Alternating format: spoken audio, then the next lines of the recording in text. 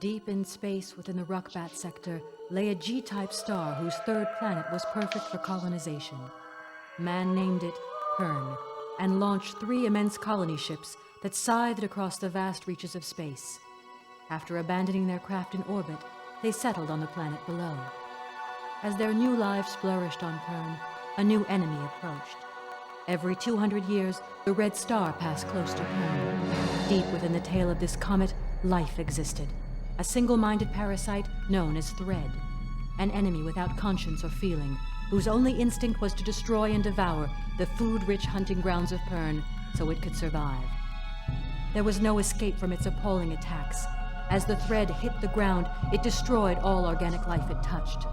The colony was ravaged and was forced to take shelter in the mountains to the north as Thread laid waste to their equipment, destroyed their technology, and brought them to breaking point.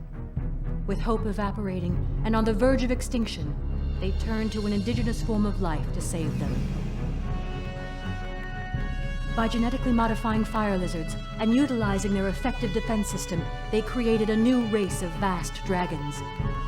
Named after the Earth legends they resembled, the fire-breathing reptiles took to flight to sear Thread from the sky. When the battle was over, the settlers returned to the simpler life. With the passing of time came the fading of memories. As time passed, they forgot about their home, about the machines that forged the land in which they lived, and eventually, about the spacecraft floating in orbit.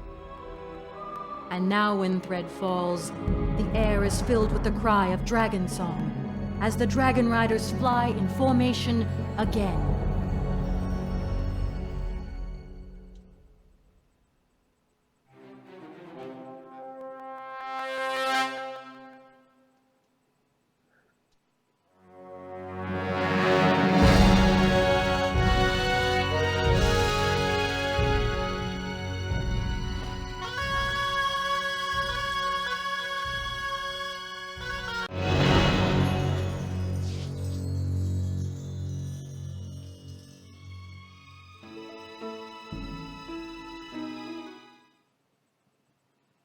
It was nearing the end of the 7th pass, and 2 young men had been selected as candidates for impression. As the crowds gathered at the hatching grounds, the candidates prepared themselves for the ceremony to begin. The 2 could not have been more different.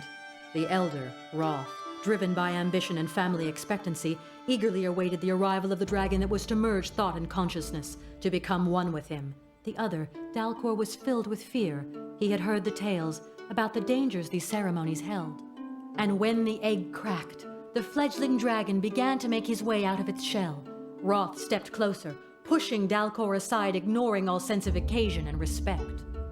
The crowd stood on in awe and waited for the beautiful creature to break into the Pern air and select its rider for the first and only time. Roth leaned forward, waiting for the dragon to reach out and touch his mind. But the dragon pushed past him, knocking him to the ground, and advanced over to the terrified Dalcor.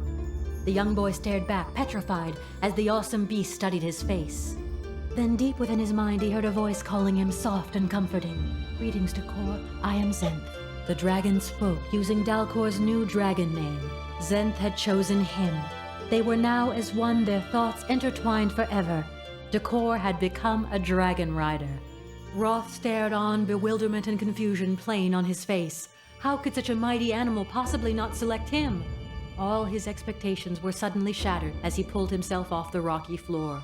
As Dalcor bonded with his new soulmate, Roth looked up to see his father turn his back, devastated by his son's failure, abandoning him to wallow in his own dishonor. Roth cried out to his father, but his cries fell on deaf ears. They had gone.